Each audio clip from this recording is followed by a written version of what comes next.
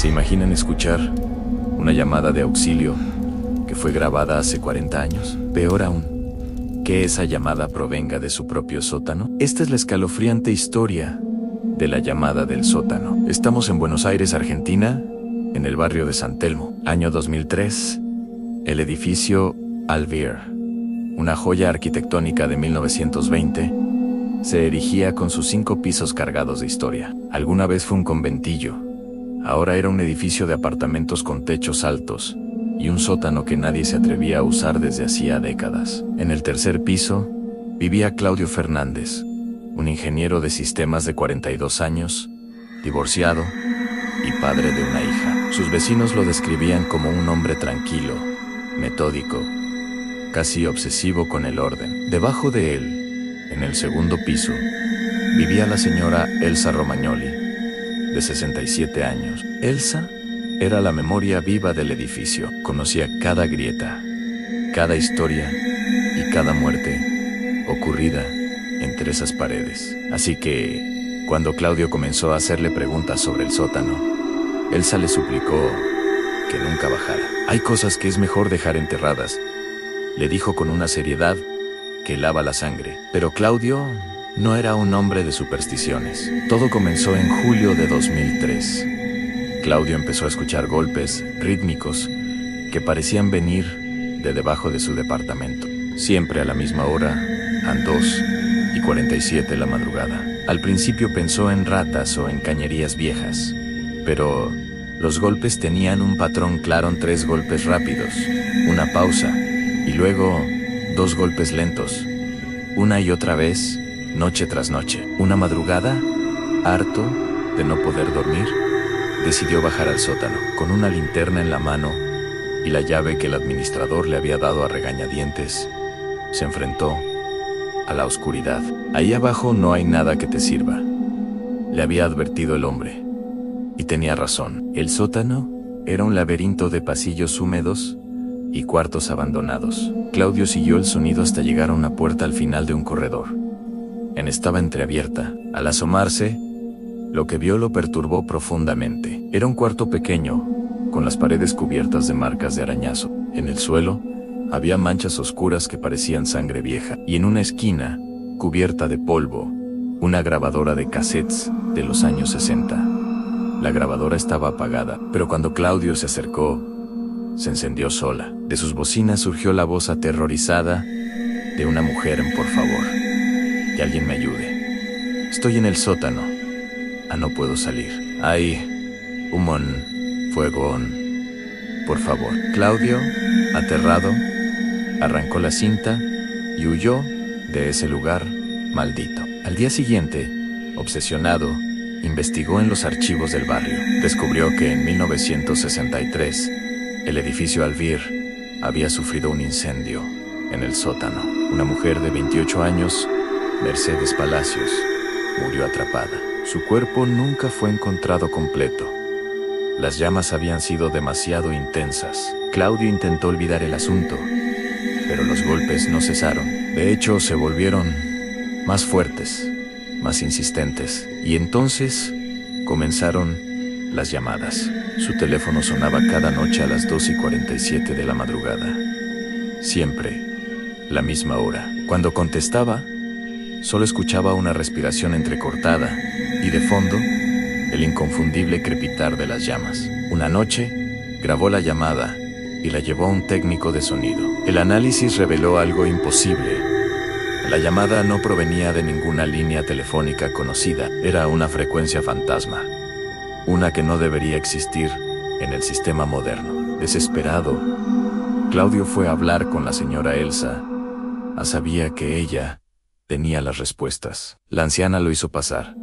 Cerró las cortinas, como si temiera que las paredes escucharan, y le contó la verdad. Mercedes no murió en un accidente, susurró Elsa. Su esposo la encerró en ese cuarto del sótano y provocó el incendio.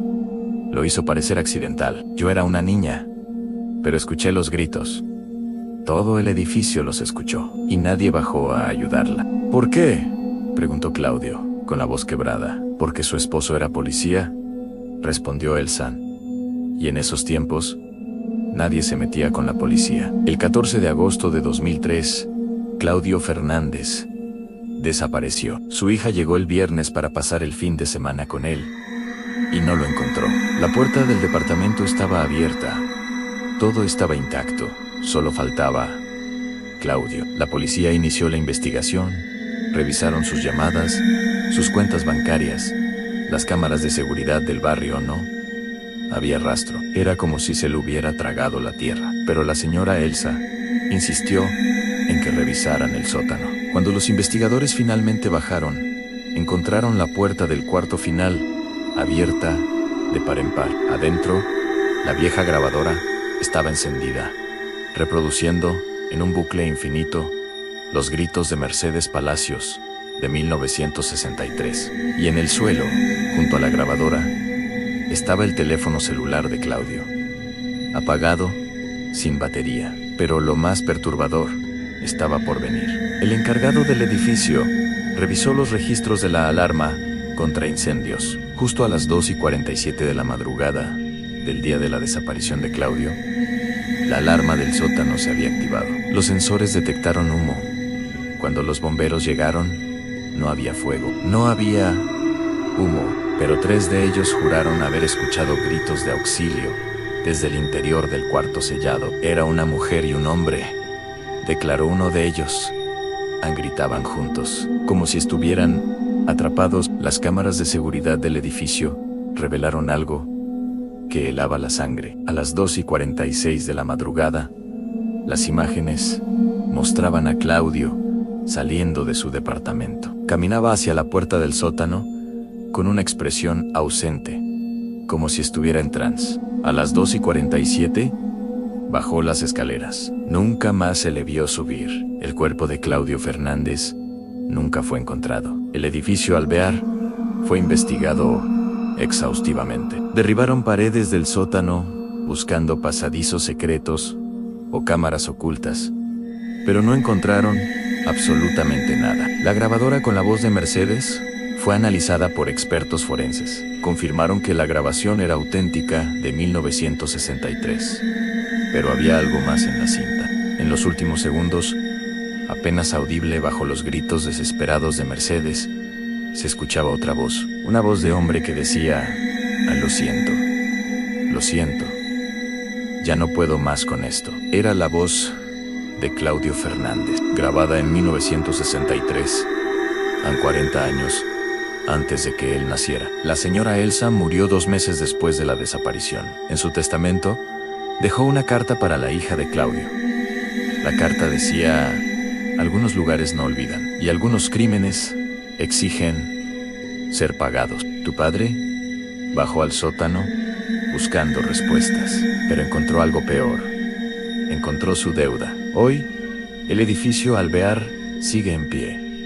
Nuevas familias viven allí, ignorantes de su pasado, pero el sótano permanece sellado desde 2003. La puerta está soldada con acero, el acceso condenado con cemento. Los vecinos actuales dicen que a veces, en las madrugadas más silenciosas, se escuchan golpes desde abajo. 3 golpes rápidos, en una pausa, 2 golpes lentos. Y si prestas mucha atención, justo a las 2:47 de la mañana, podrías escuchar un teléfono que suena en el vacío. La pregunta que nos queda es: ¿Claudio encontró a Mercedes en ese sótano? ¿O Mercedes lo estuvo esperando desde 1963? ¿Y cuántos más estarán atrapados ahí abajo, pagando por crímenes que ni siquiera comprenden? Gracias por escuchar. Si te gustan estas historias, no olvides suscribirte.